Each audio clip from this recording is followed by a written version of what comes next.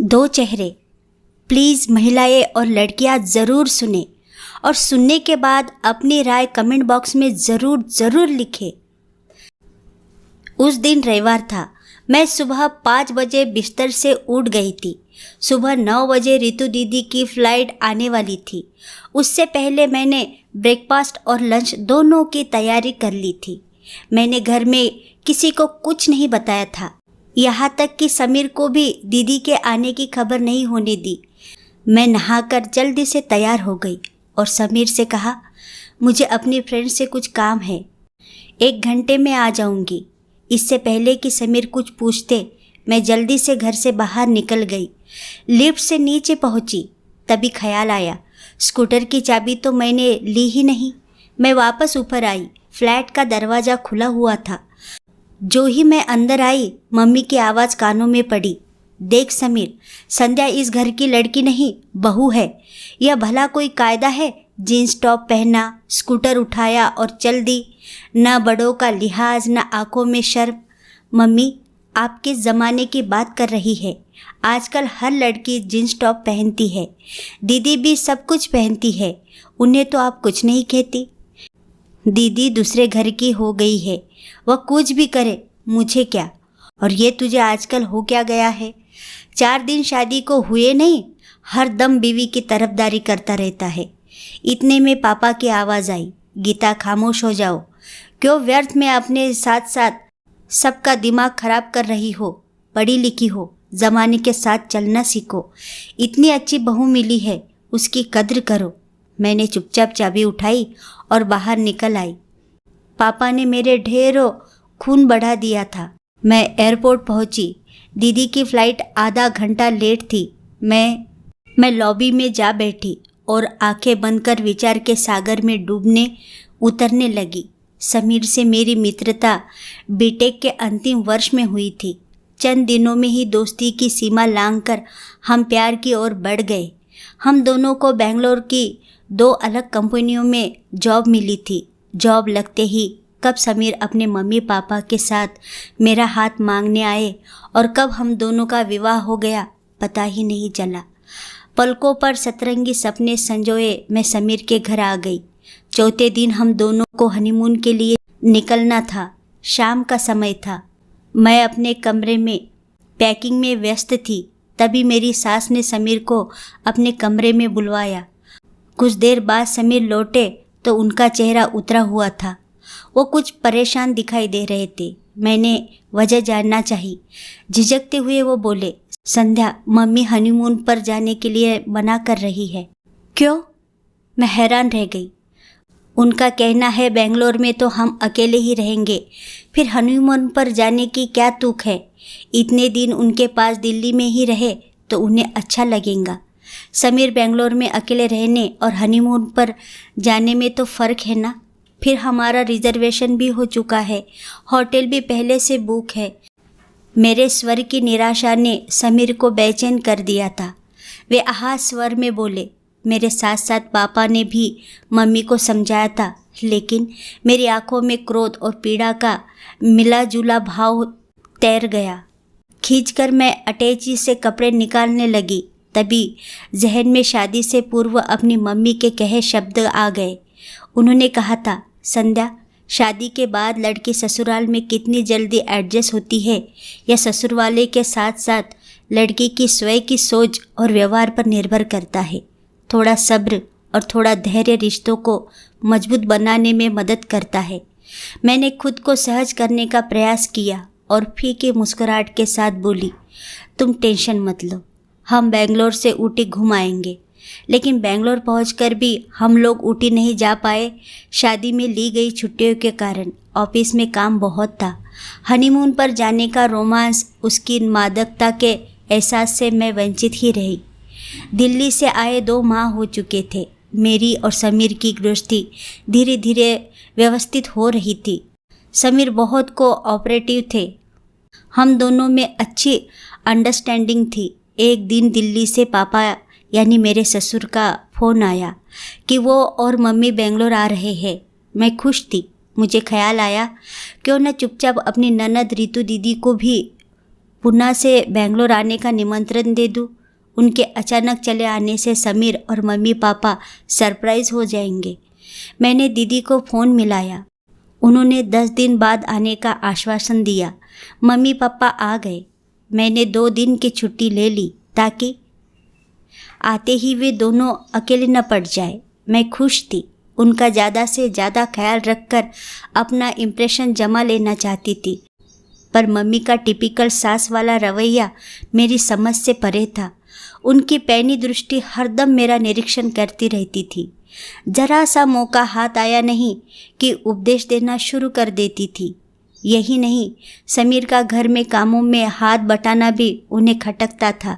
एक सुबह ऑफिस जाने से पहले मैं सबके लिए नाश्ता बना रही थी। समीर वॉशिंग मशीन से कपड़े निकालकर सुखा रहे थे। मम्मी से रहा नहीं गया। बालकनी में जाकर बोली, समीर ये क्या, कपड़े तू सुखा रहा है? इसमें हर्ज क्या है मम्मी? संध्या भी बहुत बिजी रहती है। जब कमाते दोनों हैं तो घर काम भी दोनों मिलकर करना चाहिए। समीर बोले, अच्छा अब तो बड़ा समझदार हो गया है, पर पहले कभी तूने ऐसा समझ नहीं दिखाई। अपनी माँ का हाथ तो तूने कभी नहीं बटाया। ओ मम्मी कैसी बात करती हो। चलो इस बार दिल्ली आऊँगा तो सारे काम मैं करूँगा, तुम बस पलंग पर बैठकर हुक्म चलाना। माँ के गले में बाहें डालकर समीर हंस दिए थे। मुझे बहुत बुरा लग रहा था। मम्मी के इस एटीट्यूड ने उनके आने की सारी खुशी काफूर कर दी थी। अब मुझे अफसोस हो रहा था, क्यों मैंने रितु दीदी को इनवाइट कर लिया। अकेली मम्मी का यह हाल है, जब बेटी भी साथ होंगी तब क्या होगा। वो तो मम्मी को और भी मेरे खिलाफ भड़काएंगी। आखिर ननद जो ठहरी, लेकिन अब कुछ नहीं हो सकता। तीर कमाने से निकल चुका था। फ्लाइट आ चुकी थी। बाहर आने पर रितु दीदी ने मुझे गले लगा लिया। दीदी को देख घर में खुशी की लहर दौड़ गई। समीर मुस्कुराते हुए बोले, संध्या ने मुझे भी कुछ नहीं बताया। तुम दोनों लड़कियों ने हमें अच्छा सरप्राइज दे डाला, पापा ने कहा। पापा ये प्लान आपकी बहू का था, इसी ने चुपके से मुझे इनवाइट किया था। रितु दीदी के जवाब पर पापा ने मम्मी की तरफ इस अंदाज से देखा मानो कह रहे हो, देखिए अपनी बहू की काबिलियत। दोपहर में सभी डाइनिंग टेबल पर बैठे लंच कर रहे थे। समीर को करेले की सब्जी खाते देख मम्मी से रहा नहीं गया। बोल ही दिया, यह क्या समीर, तू करेला खा रहा है? शादी से पहले तो छूता भी नहीं था। संध्या को करेला पसंद है, शायद इसीलिए। मम्मी का व्यंग्यात्मक स्वर पापा को बुरा लगा। वो झट से बोले, समीर बेटे, मुझे तुम दोनों का कोऑपरेशन और एडजस्टमेंट देखकर बहुत खुशी हो रही है। अपने पार्टनर की छोटी छोटी बातों को अपनाना रिश्तों को मजबूत और सौहार्दपूर्ण बनाता है। मम्मी बुरी तरह झेप गई थी। मैं मुस्कुरा दी। दीदी 1 सप्ताह के लिए बेंगलोर आई थी, इसलिए मैंने और समीर ने ऑफिस से छुट्टी ले ली ताकि सब आराम से घूम सके। एक सुबह दीदी मेरे साथ किचन में पूरी बनवा रही थी। गप्पे मारते हुए उन्होंने अचानक बातों का रुख मम्मी की ओर मोड़ दिया। वह बोली, संध्या, जब से मैं आई हूँ देख रही हूँ मम्मी तुम्हें कुछ न कुछ बोल देती है, पर तुम उसकी बातों को दिल से मत लगाना। वो मन की बहुत अच्छी है। दीदी, मैं किसी के मन को तो नहीं जानती हूँ। जैसा व्यवहार मेरे साथ होगा मेरा मन उसी के अनुसार रिएक्ट करेगा। कभी कभी मुझे मम्मी की बातों का बहुत बुरा लगता है। फिर सोचती हूँ, आखिर जो माँ इतने अरमानों से अपने बेटे की शादी रचाती है, वही बहू की सबसे बड़ी आलोचना उसकी प्रतिद्वंदी कैसे बन जाती है। शायद इसकी वजह से उसके पूर्वाग्रह या फिर उसके अवचेतन मन में दबी हुई असुरक्षा की भावना है। कहीं बेटा उससे दूर न हो जाए, इसी शंका के चलते वह चाहे अनचाहे नहीं चाहती कि बेटा बहू की ज़्यादा केयर करे। अभी मेरी बात पूरी भी नहीं हुई थी कि मम्मी की चीख सुनाई दी। हम बाहर भागे। बाथरूम में आते हुए मम्मी का पाँव फिसल गया था। दरवाजे से टकराने के कारण माथे से खून बह रहा था। हम लोग बुरी तरह से घबरा गए। पापा ने सहारा देकर उन्हें सोफे पर बिठाया। डेटॉल लाकर मैंने मम्मी का घाव साफ किया और पट्टी बांध दी। मैंने कहा, मम्मी घबराइए मत, मेरे साथ डॉक्टर के पास चलिए। मैं स्कूटर निकाल रही हूँ। समीर आ जाए तो मैं उसके साथ चली जाऊँगी। मम्मी समीर कार की सर्विसिंग के लिए गए हैं, पता नहीं कब तक आएंगे। आप मेरे साथ चलिए, डॉक्टर से पट्टी करवा कर मैं लौटी तभी समीर आ गए। अरे मम्मी को क्या हुआ? समीर घबरा उठा। कुछ भी तो नहीं, मामूली सी चोट है, दरवाज़ा लग गया था। अपने प्रति बेटी की चिंता को देख मम्मी प्रसन्न हो गई। मम्मी आप आराम कीजिए, मम्मी आप आराम कीजिए, घूमना कैंसल। समीर बोले, घूमना कैंसल नहीं होगा, मैं बिल्कुल ठीक हूँ। रितु क्या रोज़ रोज़ बेंगलोर आएंगी? रितु दीदू की अनिच्छा के बावजूद मम्मी घूमने गई। शाम को सब लोग घूमकर लौटे। चाय पीकर मैं और समीर अपने कमरे में आराम करने चले गए। समीर तो सो गए पर मैं बिस्तर पर लेटी थी। पापा, मम्मी और दीदी ड्राइंग रूम में आराम से बैठे बातें कर रहे थे। उनकी आवाज़ें मुझे साफ सुनाई दे रही थी। दीदी बोली, मम्मी आपने देखा संध्या को? उसे आपकी कितनी फिक्र हो गई थी। फिर भी आप हमेशा संध्या में कमियां ढूंढने की कोशिश करती है, उन दोनों पर व्यंग कसती रहती है। आपका यही एटीट्यूड रहा तो आपके रिश्ते में तो खटास आ ही जाएंगी। समीर और संध्या के रिश्ते में भी तनाव पैदा हो जाएगा, तब क्या आपको अच्छा लगेगा?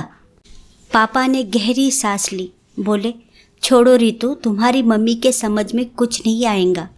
दरअसल तुम्हारी मम्मी के दो चेहरे हैं। अपनी बेटी के सामने उनका एक चेहरा है और बहू के सामने दूसरा।